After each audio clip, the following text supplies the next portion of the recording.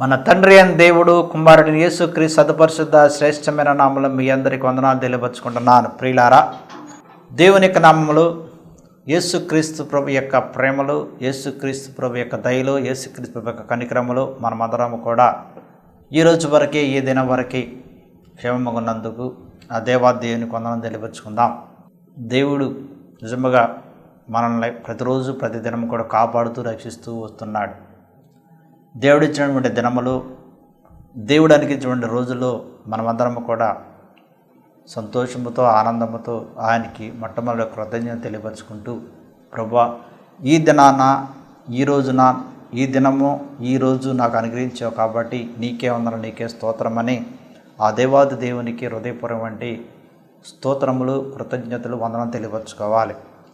ప్రియులారా, ఈరోజు మనం తెలుసుకునేది దేవుని యొక్క సందేశం ఏంటంటే, దేవుడు మనకి స్వేచ్ఛను ఎలా ఇచ్చాడు. How God gave freedom to us. ప్రియులారా, స్వేచ్ఛ అనేది అసలు ఎక్కడి నుంచి వచ్చింది? మనుషులకి, మానవులకి, మరి ముఖ్యంగా మన దేవుని బిడ్డలకి స్వతంత్రం అనేది దేవుని బిడ్డలకి ఎలా వచ్చింది, ఎవరిచ్చారు? ఇహలోకపరమైన స్వేచ్ఛతో, ఇహలోకపరమైన స్వతంత్రముతో మనము జీవిస్తున్నామా? ఇహలోకపరమైన స్వేచ్ఛతో, ఇహలోకపరమైన స్వతంత్రముతో మన యొక్క జీవితాలు ఏ విధంగా ఈ భూలోకములో కొనసాగింపబడుతున్నవి? నిజముగా మనం ఒక్కసారి ఈ లోకపరమైన స్వేచ్ఛతో, ఇహలోకపరమైన స్వతంత్రముతో మనము ఏ విధంగా జీవిస్తున్నామంటే బానిసత్వమైనటువంటి జీవితాలు జీవిస్తున్నాం. బానిసత్వ జీవితంలోనే మనము కొట్టుమిట్టాడుతున్నాం. ఎందుకంటే మనకి నిజమైనటువంటి స్వేచ్ఛ, నిజమైనటువంటి స్వతంత్రము ఇహలోకపరమైనటువంటిది ఇంకా రాలేదు. అన్యాయాలు జరుగుతున్నవి, అక్రమాలు జరుగుతున్నవి. అన్యాయాలతో, అక్రమాలతో, అధికారుల యొక్క పెత్తనదారులతో, అధికారుల యొక్క విధి విధానాలతో మనకున్నటువంటి స్వేచ్ఛతో, మనకున్న స్వతంత్రముతో మనం బానిసలంగా జీవిస్తున్నాం అన్నమాట.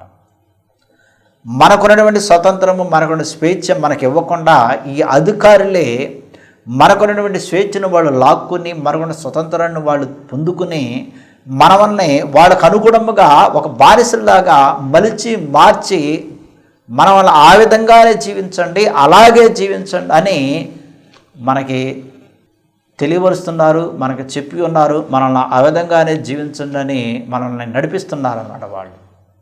అందుకని ఈ భూలోకపరమైనటువంటి స్వేచ్ఛ ఇంకా ఎవరికి రాలేదు.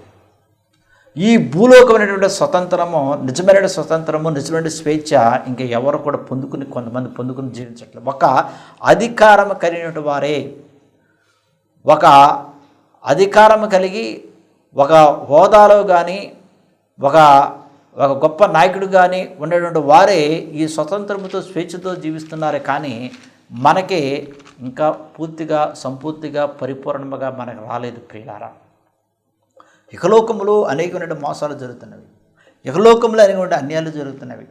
ఈ అన్యాయాలు జరిగినప్పుడు, ఈ మోసాలు జరిగినప్పుడు, ఈ దగాలు జరిగినప్పుడు, ఈ కుతంత్రాలు జరిగినప్పుడు, ఈ కుట్రలు జరిగినప్పుడు స్వేచ్ఛ ఉంటే, మనకే నిజమైన స్వతంత్రం ఉంటే మనం ప్రశ్నించే హక్కు మనకు ఉంటుంది. ఈ రోజున మనం ప్రశ్నించే హక్కు మనకు లేదు. స్వతంత్రముగా మనము వెళ్ళి అడిగే హక్కు మనకు లేదు ప్రియులారా. ఎందుకంటే ఆ స్వేచ్ఛను, ఆ స్వతంత్రాన్ని మన నుండి వాళ్ళు లాగేసుకున్నారు, మన నుండి వాళ్ళు పొందుకున్నారు. అందుకని ఈహలోకములో అనేకమైనటువంటి అన్యాయాలు, అక్రమాలు, కుట్రలు, దగాదాలు, మోసాలు జరుగుతున్నాయి ప్రియులారా. కాబట్టి ఇహలోకపరమైనటువంటి స్వతంత్రముతో మనము జీవించట్లేదు. కానీ దేవుడు మనల్ని ప్రేమించాడు కాబట్టి, దేవుని ప్రేమ చేత మనం నింపబడి ఉన్నాం కాబట్టి, దేవుని యొక్క ప్రేమ చేత మనం నడపబడి ఉన్నాం కాబట్టి, నిజముగా చెప్పాలి అంటే ఆదిలోనే దేవుడు మనకి స్వేచ్ఛను, స్వతంత్రాన్ని ఇచ్చి ఉన్నాడు. బైబిల్ పరంగా మనం చూసుకున్నట్లయితే, దేవుని యొక్క వాక్కుల పరంగా మనము పరిశీలించుకున్నట్లయితే, దేవుని యొక్క మాటల ప్రకారం మనం ఆలకించినట్లయితే, దేవుడు ఎటువంటి స్వేచ్ఛను మనకు అనుగ్రహించాడు, దేవుడికి ఎటువంటి స్వతంత్రాన్ని మనకు అనుగ్రహించాడు, దేవుడు ఏ విధంగా ఇహలోకములో మన స్వేచ్ఛపరుడుగా, స్వతంత్రపరుడుగా జీవించాలని తెలియపరిచాడు అంటే ప్రియులారా, ఆదిలోనే మొట్టమొదటి స్వేచ్ఛను ఎవరు కలిగించాడంటే దేవుడు ఆదాము కలుగజేశాడు. ఆదాము తప్పు చేసినప్పటికి కూడా, ఆదాము దేవుని తిరస్కరించినప్పటికి కూడా, ఆదాము దేవుని యొక్క ఆజ్ఞను మీరినప్పటికి కూడా, ఆదాము దేవునికి దూరమైనప్పటికి కూడా దేవుడు మరలా ఆదాముకి స్వేచ్ఛనిచ్చాడు. ఏదోను తోట నుంచి బయటకు పంపించేసి నీవు కష్టపడి జీవించండి అన్నాడు. స్వేచ్ఛగా ఇచ్చాడు.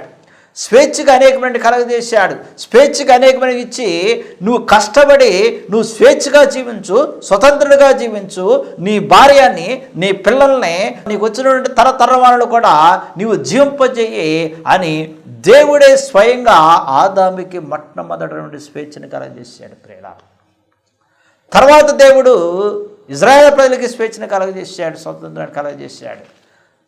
బానిసత్వ జీవితాల నుంచి దేవుడు వారిని విడిపించాడు.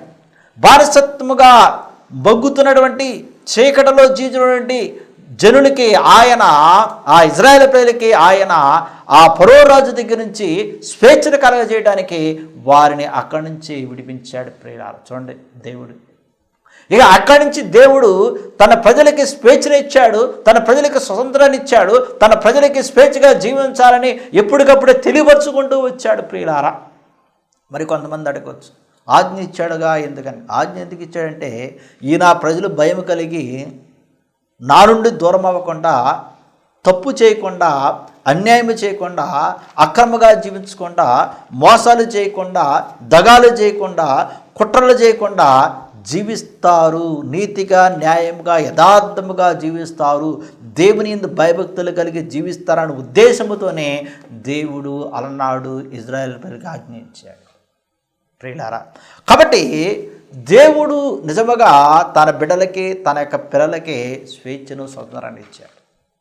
ఈ రోజున అనేక మంది క్రైస్తవ బిడ్డలు, ఈరోజున అనేక మంది దేవుని యొక్క బిడ్డలు మరి స్వేచ్ఛగా స్వతంత్రులుగా జీవిస్తున్నారంటే ఇది కేవలము యేసుక్రీస్తు ప్రభు ఇచ్చినటువంటి స్వేచ్ఛ వల్ల. ఈరోజున అనేక మంది దేవుని పిల్లలు, దేవుని బిడ్డలు మరి ఇంగ్లీష్ మీడియాలో చదువుకొని గొప్ప గొప్ప చదువుకుంటున్నారు అంటే ప్రియులారా యేసుక్రీస్తు ప్రభు కలగజేసినటువంటి స్వేచ్ఛ అన్నమాట. అది యేసుక్రీస్తు ప్రభు మనకు కలగజేసినటువంటి స్వేచ్ఛ. ఆ స్వేచ్ఛ వలనే ఈ రోజున మనము ఈ విధంగా జీవించగలుగుతున్నాం.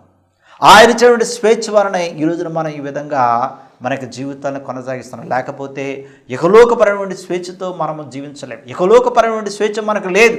స్వతంత్రులుగా జీవించే స్వేచ్ఛ మనకు లేదు.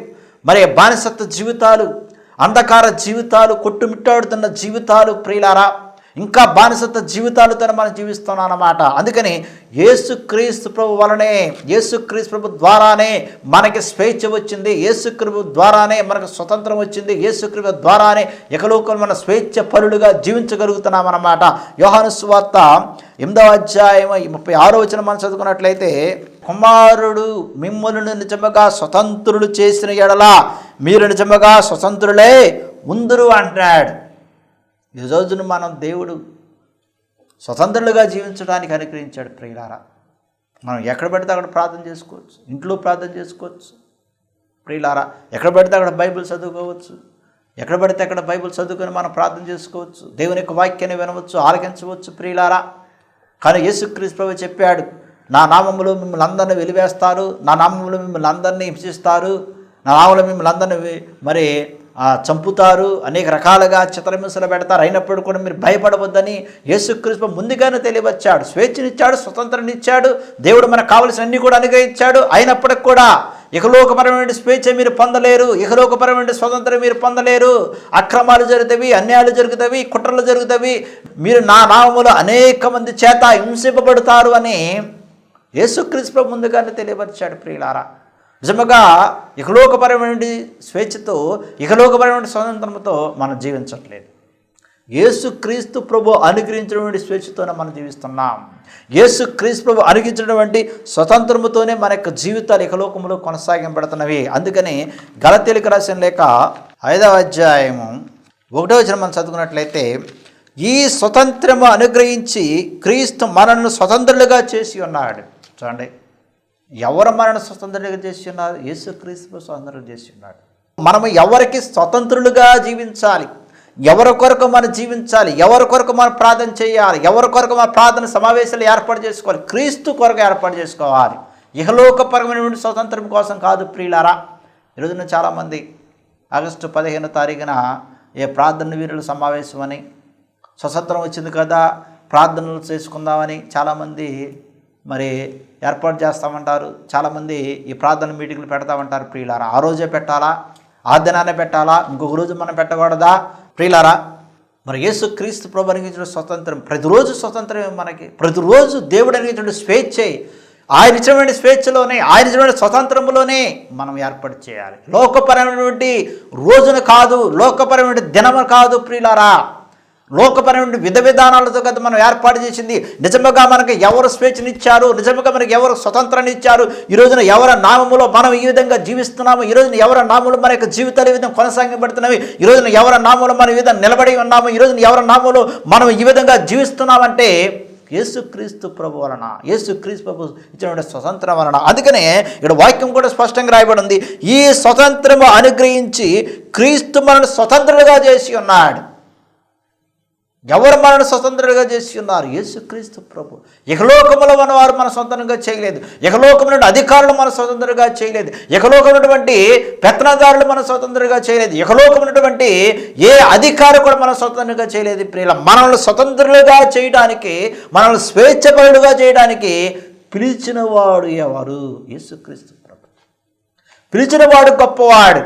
కానీ ఈ రోజున ఏం సంభవిస్తుంది, కానీ ఈ రోజున ఏమి జరుగుతుంది, ఈ రోజున ఏమి ఇక క్రైస్తవులో కానీ, క్రైస్తవుల యొక్క మందిరాల్లో కానీ, క్రైస్తవుల యొక్క దేవాలయాల్లో కానీ ఏమి సంభవిస్తుందంటే, మనకు నుండి స్వేచ్ఛను మనము పక్కన పెట్టేసి, మనకు నుండి స్వతంత్రాన్ని మనం పక్కన పెట్టేసి, మనకు స్వతంత్రాన్ని ఇవ్వనటువంటి వారిని, మనకి స్వేచ్ఛను ఇవ్వనటువంటి వారిని, మన బానిసత్తులుగా జీవించడానికి పూనుకున్న వారిని వారిని పిలుస్తున్నాం ప్రియులారా. వారిని పిలిచి వారిని నిలబెడుతున్నాం, వారిని పిలిచి వారిని ముందు పెడుతున్నాం, వారిని పిలిచి వారికి అధికారాన్ని మనకు అప్పగిస్తున్నాం, వారిని పిలిచి మనకు స్వేచ్ఛను, మనకు స్వతంత్రాన్ని మనం కోల్పోతున్నాం అన్నమాట. ఎందుకంటే ధన వ్యామోహంతో, ధనం వైపు చూసి మనకు నుండి స్వేచ్ఛను మనం కోల్పోతున్నాం. క్రీస్తే మనల్ని స్వతంత్రులుగా స్వేచ్ఛగా పిలిచి నిలబెట్టి ఉన్నాడు. ఎవరు మనల్ని పిలిచి ఉన్నారు? ఎవరు మనల్ని స్వేచ్ఛగా జీవించడానికి పిలిచి ఉన్నాడు ప్రియుల? దేవుడు మనల్ని స్వతంత్రులుగా పిలిచి ఉన్నాడు, స్వేచ్ఛపరులుగా పిలిచి ఉన్నాడు ప్రియులారా. ఆ దేవునికి మనం కృతజ్ఞత తెలియపరుచుకుంటూ ఆ క్రీస్తు కొరకు మనం స్వతంత్రులుగా స్వేచ్ఛలుగా జీవించాలి. ఎవరికి భయపడకుండా, ఎవరికి భయపడకుండా, ఎవరికి తలకాయ వంచకుండా ప్రియులారా. అందుకనే దేవుడు ఏమన్నా నేను తలగా ఉంచుతాను కానీ తోకగా ఉంచను అన్నాడు. ఈ రోజున తోకగా జీవించేవారు ఎంతోమంది ఉన్నారు. ఈ రోజున మనకున్నటువంటి స్వేచ్ఛను కోల్పోయి దాశాలు దండాలు పెట్టేవాళ్ళు ఈ రోజున చాలామంది ఉన్నారు సమాజంలో ప్రియులారా. ఈ రోజున దేవుడు మనకి ఇచ్చాడు. అందుకని యేసుక్రీస్తు అన్నాడు, నేను మిమ్మల్ని పిరికివారుడిగా నేను చేయట్లేదు కానీ ఆత్మపరమైన ధైర్యవంతులుగా నేను మీకు తీర్చిదిద్దుతున్నాను అన్నాడు. ధైర్యవంతుడిగా, పిరికివాడుగా అన్నాడు ప్రియులారా. ఈ రోజున పిరికితనంతో జీవించే వాళ్ళు కూడా చాలామంది ఉన్నారు. క్రీస్తు అనుగ్రహించిన స్వతంత్రముతో జీవించేవారు చాలా తక్కువ మంది ప్రియులారా. యేసు క్రీస్తు ప్రభు అనుగ్రహించి స్వేచ్ఛతో జీవించేవాళ్ళు ఈరోజు చాలామంది తక్కువ మంది ప్రియులారా. అందుకని దేవుడేమన్నాడు, రాజులను నమ్ముడు కంటే, అధికారులను నమ్ముడు కంటే, మనుషులను నమ్ముడు కంటే దేవుని నమ్ముట మేలు అన్నాడు.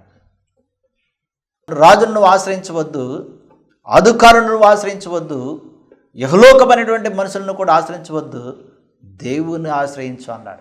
దేవుని ఆశ్రయించాలి అంటే, దేవుని చెంతకు వెళ్ళాలి అంటే, దేవుని దగ్గరికి వెళ్ళాలంటే దేవుడు అలిగిన స్వతంత్రముతో, దేవుడిచ్చినటువంటి స్వేచ్ఛతో మనం ఆయన దగ్గరికి వెళ్ళగలుగుతాం.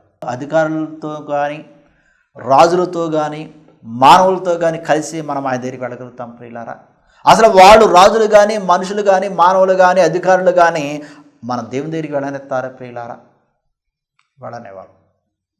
అందుకనే యేసుక్రీస్తు ప్రభు మనకిచ్చిన స్వేచ్ఛతో, యేసుక్రీస్తు ప్రభు మనకిచ్చిన మన స్వతంత్రముతో మనం ఏదైనా సరే ఏర్పాటు చేసుకోవాలి. ఏదో ఆగస్టు 15 వచ్చిందంటే వీరుల ప్రార్థన కాదు, ఏదో ఆగస్టు 15 వచ్చిందంటే ఏదో ప్రార్థన పెట్టుకోవడం కాదు, ఏదో ఆగస్టు 15 వచ్చిందంటే ఇలా మనకు ఏదో స్వేచ్ఛ వచ్చింది, స్వతంత్రం వచ్చింది సంకల కొట్టుకుని మనం ఏర్పాటు చేసుకోవడం కాదు ప్రియులారా.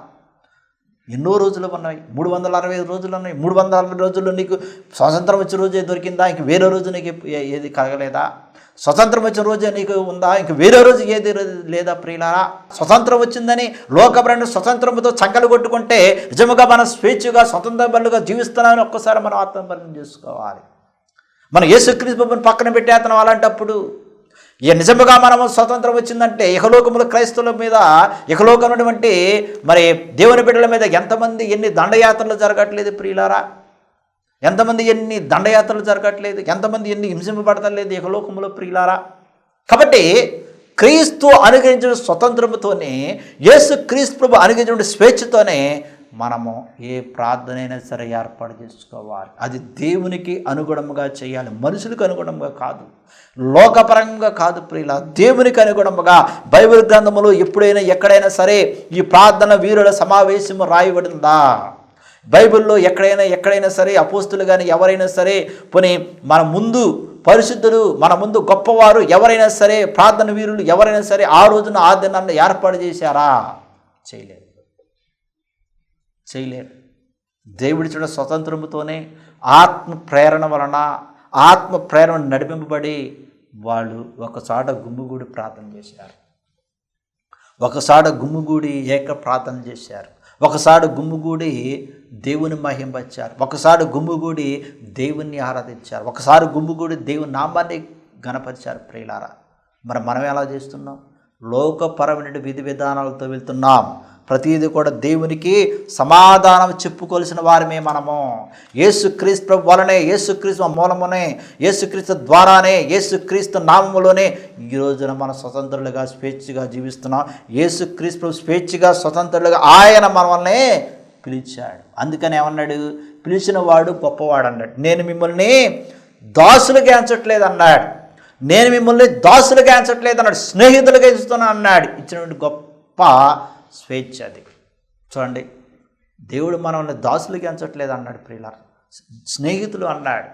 మీరు నా స్నేహితులని యేసుక్రీస్తు సంబోధించాడు ప్రియులారా, మీరు నా మిత్రులని యేసుక్రీస్తు ప్రభు సంబోధించాడు. ఈ రోజున స్నేహితులు అనేటువంటి పదముతో ఎంతమంది మనల్ని పిలుస్తున్నారు? మీరు నా స్నేహితులు అని ప్రియులారా. చూడండి, దేవుడు మనల్ని దాసులుగా పిలవలేదు, స్నేహితులుగా పిలిచారు. కానీ ఈ రోజున మన దాసులుగా చూసేవాళ్ళు ఎంతమంది లేరు? ఈరోజు మన బానిసత్వ జీవితంలో జీవించాలని అనుకునేవాళ్ళు ఎంతమంది లేరు ఈ భూలోకంలో ప్రియులారా? మనం ఇంకా బానిసత్వ జీవితంగానే జీవించాలని, ఇంకా దాస్యాలు దండాలు పెట్టాలి, వీళ్ళు క్రైస్తవులుగా చిన్న బిడ్డలుగా చూసి చిన్నగా ఎంచి ఇంకా వీళ్ళు బానిసలుగానే జీవించాలనే ఆలోచనతో, అనేటువంటి త్వరణతో చూసేవాళ్ళు ఎంతమంది లేరు? కానీ దేవుడు యేసుక్రీస్తు ప్రభు వలనే, యేసుక్రీస్తు మూలముగానే, యేసుక్రీస్తు ద్వారానే మనం స్వతంత్రులుగా స్వేచ్ఛలుగా జీవిస్తున్నాం ప్రియులారా. అందుకని మనం ప్రతిరోజు కూడా దేవుడిచ్చినటువంటి స్వేచ్ఛతో, దేవుడిచ్చిన స్వతంత్రంతో ఆయన్ని మహింపరచాలి, ఆయనకి మొరపెట్టాలి, ఆయన్ని కనపరచాలి, ఆయనకి స్తోత్రం తెలియపరచాలి, ఆయన్ని మహింపరుస్తూ జీవించాలి. అందుకని 2 కొరింథీయుల 3:17 మనం చదువుకున్నట్లయితే, ప్రభువే ఆత్మ, ప్రభు యొక్క ఆత్మ ఎక్కడ నుండునో అక్కడ స్వతంత్రముడును అన్నాడు. చూడండి, ప్రభు యొక్క ఆత్మ ఎక్కడ ఉంటుందో అక్కడ స్వతంత్రం ఉంటుంది అన్నాడు. అంటే ఆగస్టు 15 స్వతంత్రం ఉండేది, ఆగస్టు 15 ఈ ప్రార్థన వీరుల సమావేశ రోజున స్వతంత్రం ఉండేది ప్రియులారా.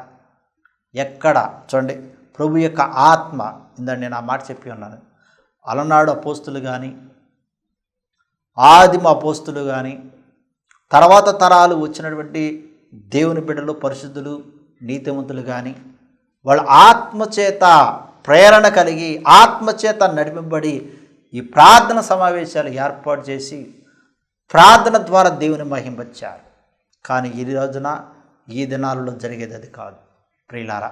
లోకపరమైన సమావేశాలు ఎక్కువ జరుగుతున్నవి, లోకపరమైన సమావేశాలతో జీవిస్తున్నారు. అందుకనే దేవుడు తన యొక్క వాక్కు ద్వారా తెలిపించాడు, ప్రభువే ఆత్మ, ప్రభు యొక్క ఆత్మ ఎక్కడ నుండో అక్కడే స్వతంత్రం ఉంటుంది అంటున్నాడు.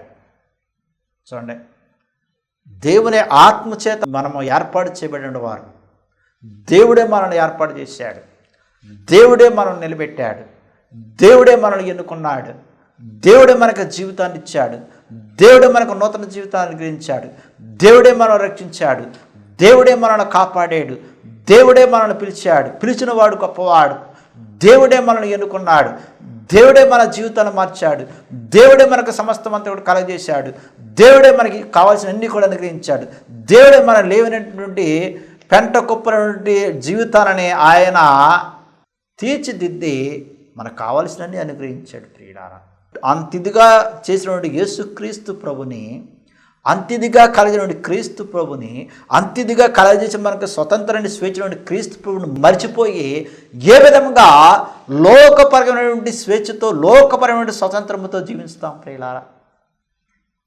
ఏ విధంగా లోకపరమైన విధి విధానాలతో వెళ్ళి మనం జీవిస్తాం ప్రియులారా? ఏ విధంగా లోకపరమైన విధి విధానాలతో మనం చేస్తాం ప్రియులారా? కాబట్టి క్రీస్తు అనుగ్రహించు స్వతంత్రం అది ఆత్మతో, పరిశుద్ధాత్మతో నింపబడిందన్నమాట. క్రీస్తు అనుగ్రహించు స్వతంత్రము ఆత్మతో, పరిశుద్ధాత్మతో నింపబడింది. కాబట్టి మనము స్వతంత్రులుగాను యహలోకములు స్వేచ్ఛపరులుగా జీవిస్తున్నామంటే దానికి కారణము, మొట్టమొదటి కారణం ఎవరంటే యేసుక్రీస్తు ప్రభు. ఆయన ఈ భూలోకానికి రావడం చేత, ఆయన ఈ భూలోకములో మానవుడిగా మనిషిగా జీవితం చేత, ఆయన ఈ భూలోకం మన కొరకు ప్రాణం పెట్టడం చేత, ఆయన ఈ భూలోకం మనకు రక్తాన్ని చెందడం చేత, ఆయన ఈ భూలోకం మనకి ప్రాణం పెట్టి మనం రక్షించడం చేత మన స్వతంత్రులు అయి ఉన్నాం ప్రియులారా, మన స్వేచ్ఛపరులు అయి ఉన్నాం. అందుకని యేసుక్రీస్తు ప్రభు అనుగ్రహించు ఇటువంటి స్వేచ్ఛను మనము సద్వినియోగపరుచుకొని ఆ క్రీస్తు కొరకు మనం జీవించాలి. ఆ యేసుక్రీస్తు ప్రభు కొరకు మన జీవితాలనే కొనసాగింపబడాలి. రోమీయులకు రాసిన లేఖ 8వ అధ్యాయం 21వ వచనం మనం చదువుకున్నట్లయితే, ఎలైనగా సృష్టి నాశనమునకు లోనైన దాస్యములో నుండి విడిపింపబడి దేవుని పిల్లలు పొందబోవు మహిమగల స్వతంత్రము పొందుతున్నను నిరీక్షణ గలదై స్వేచ్ఛగా కాక దాన్ని లోబరిచిన వాని మూలముగా వ్యర్థపరచబడిన అని వాక్యం రాయబడి ఉంది. చూడండి ప్రియులారా, ఎక్కడ మరి దేవుడు సృష్టి నుండే మనను స్వతంత్రులుగా చేసినాడు. బానిసత్వ జీవితం నుండి, దాస్య జీవితాల నుంచి విడిపింపబడి దేవుని పిల్లలైన మనము మహిమగల స్వతంత్రములో జీవించడానికి, మహిమగల స్వతంత్రములు మనకు జీవితాలు కొనసాగించడానికి దేవుడు మనను స్వతంత్రులుగా తీర్చిదిద్ది ఉన్నాడు. ప్రియులారా, రోమీయులకు రాసిన లేఖ 8వ అధ్యాయము 2వ వచనం మనం చదువుకున్నట్లయితే, కాబట్టి ఇప్పుడు యేసుక్రీస్తునందున్న వారికి ఏ శిక్ష విధి లేదు, క్రీస్తు యేసునందు జీవమునిచ్చు ఆత్మ యొక్క నియమమును పాప మరణముల నియమము నుండి నన్ను విడిపించెను. పాపము నుండి విడిపించిన వాడు యేసుక్రీస్తు ప్రభు. పాప ఊబుల నుంచి విడిపించిన వారు యేసుక్రీస్తు ప్రభు. కాబట్టి యేసుక్రీస్తు ప్రభు నామంలోనే మనం స్వతంత్రులుగాను స్వేచ్ఛాపరులుగాను జీవిస్తున్నాం అన్నమాట. కీర్తనలు 33:12 వచనం చదువుకుందాం. ఆయన తనకు స్వాస్థ్యముగా ఏర్పరచుకున్న జనులు ధన్యులు అన్నాడు. స్వాస్థ్యముగా అంటే స్వేచ్ఛగా, స్వతంత్రులుగా జీవించడానికి దేవుడు మనల్ని ఏర్పాటు చేసుకున్నాడు. కాబట్టి మనము ఎలాంటి వారై ఉంటాము, ధన్యులుగా ఉంటాం అన్నమాట. అందుకని కొలస్సీలకు రాసిన లేఖ 1వ అధ్యాయము 13వ వచనం మనం చదువుకున్నట్లయితే, ఆయన మనను అంధకార సంబంధమైన అధికారం నుండి విడుదల చేసి తాను ప్రేమించిన తన కుమారుని యొక్క రాజ్య వారసులుగా చేసి ఉన్నాడు. అంధకార సంబంధం నుంచి దేవుడు మనల్ని విముక్తిని విడుదల కలగజేశాడు. అంధకార సంబంధమైన జీవితాల నుంచి ఆయన విడిపించాడు. అందుకని తన కుమారుడికి వారసులుగా జీవించడానికి దేవుడు మనకు మొట్టమొదటిగా అనుగ్రహించింది ఏమిటంటే స్వేచ్ఛను అనుగ్రహించాడు, స్వతంత్రాన్ని అనుగ్రహించాడు. స్వేచ్ఛగా ప్రార్థన చేసుకోవడానికి, స్వేచ్ఛగా మనము దేవుని నామాన్ని కొనియాడటానికి, స్వేచ్ఛగా స్తుతించడానికి, స్వేచ్ఛగా మనము దేవుని యొక్క వాక్యాన్ని బోధించడానికి, స్వార్థను బోధించడానికి, స్వేచ్ఛగా మనము ఆయన నామంలో ఆత్మపరమైన ప్రార్థన ఏర్పాటు చేసుకోవడానికి దేవుడు మనకు స్వేచ్ఛను అనుగ్రహించాడు. ఆయన అనుగ్రహించిన స్వేచ్ఛలోనే, ఆయన అనుగ్రహించిన స్వతంత్రములను మనం జీవించాలి. లోకపరమైన స్వేచ్ఛ కాదు, లోకపరమైన స్వతంత్రము కాదు ప్రియులారా. లోకము దాని యొక్క క్రియలు, లోకము దాని యొక్క యథేచ్ఛలు, లోకము దానిలో ఉన్నటువంటి ఇవన్నీ కూడా నశించిపోతాయని దేవుడు ముందే చెప్పి ఉన్నాడు. కాబట్టి యేసుక్రీస్తు ప్రభు నామంలో మనం స్వతంత్రులుగా, స్వేచ్ఛలుగా జీవించాలి అంటే మనము క్రీస్తు యేసు నామంలోనే స్వతంత్రులుగా, స్వేచ్ఛలుగా, ఆత్మపూర్వకంగా నడిపింపబడి జీవించాలి అన్నమాట. దేవుడికి వాక్యం దీవించి మహింపరచును గాక. ఆమేన్. ప్రార్థన చేసుకుందాం. మమ్మల్ని మిక్కిలుగా ప్రేమించిన మా యొక్క పరలోక తండ్రి, నీ ఘనమైన శ్రేష్టమైన నామమునకు వందనాలు, స్తోత్రాలు నా ప్రభువా. నీ నామమున తండ్రికి వాక్యము విని ఉన్నాము, ఆలకించిన వాక్యాలను మర్మాలను సత్యాలను బయలుపరచు నీకే స్తోత్రం నా తండ్రి. ఎవరెవరైతే నా ప్రభు నీ వాక్యాన్ని విని ఉన్నారో ఆలకించి ఉన్నారో నా తండ్రి ఇక వాక్యము ద్వారా వారికి శక్తిని బలమును, వాక్యము ద్వారా నా తండ్రి జ్ఞానమును వివేకమును అనుగ్రహించి నా తండ్రి వాక్యము ద్వారానే స్వతంత్రమును స్వేచ్ఛను అనుగ్రహించి స్వతంత్రులుగాను స్వేచ్ఛలుగా జీవన సహాయం చేయడం ప్రారంభం చేస్తున్నా తండ్రి. బానిసత్వ జీవితం నుంచి విముక్తిని విడుదల కావాల్సిన ప్రారంభం చేస్తున్నా తండ్రి. నరుని ఆశ్రయించుడి కంటే, రాజును ఆశ్రయించుడి కంటే, అధికారులను ఆశ్రయించుడి కంటే యెహోవాను దేవుని ఆశ్రయించడం మేలు నీకు వాక్కు ద్వారా తెలియవచ్చావు. కాబట్టి యహలోకమున తండ్రి ఎవరిని ఆశ్రయించకుండా నా ప్రభా, అధికారాన్ని ఆశ్రయించకుండా, రాజులను ఆశ్రయించకుండా, మనుషులను ఆశ్రయించకుండా నిన్నే ఆశ్రయిస్తూ నీ అందే భయం కలిగి భక్తి కలిగి స్వతంత్రులుగా జీవుడు సహాయం చేయమని ప్రార్థన చేస్తున్నాను నా ప్రభా. ఎవరెవరైతే ఈ ప్రార్థనకి ఇస్తున్నారో వారిని వారి కూడా అందరినీ కృపతనే పని జీవించే విధానం కూడా తోడినాడు వారి కూడా శక్తిని బలమైన ఆరోగ్యం ప్రారంభం చేస్తున్నా ప్రభా. ఎవరెవరైతే అనారోగ్యంతో బాధపడుతున్నారో వారిని ఒక్కసారి జ్ఞాపకం ఉంచుకొని పరిశుద్ధమైన ఆస్తున్న వారిపై ఉంచడం ప్రార్థన చేస్తున్నా తండ్రి. వారికి శక్తిని కలిచి బలాన్ని కలిచి వారిని తట్టండి ముట్టండి నీ రక్తాలు ప్రోక్షించమని ప్రార్థన చేస్తున్నా తండ్రి. సైతాన్ని తొలగించడం, దురాత్మను తొలగించడం, అంధకార శక్తిని తొలగించడం ప్రార్థన చేస్తున్నది. నీ నామమున తండ్రి సంపూర్ణ ఆరోగ్యమును, సంపూర్ణ శక్తిని, శాంతిని, సమాధానాన్ని ప్రార్థన చేస్తున్నా తండ్రి. ప్రయాణాల్లో తోడునేడుకుని ప్రార్థన చేస్తున్నాం. చేస్తున్న ప్రతి ఒక్క పనిపాటు కూడా తోడునేడుకుని ప్రార్థన చేస్తున్నా తండ్రి. మేము ఏ పనులు చేస్తున్నా పనుల్లో తోడునేడుకుంటామని మాకు కావాల్సిన అన్ని కూడా నీ నామములు అనుగ్రహించమని మార్టిన్ యేసుక్రీస్తు సదుపరిశుద్ధ నామములో ప్రార్థన చేసి అడిగి అడుగుతున్నా తండ్రి. ఆమేన్.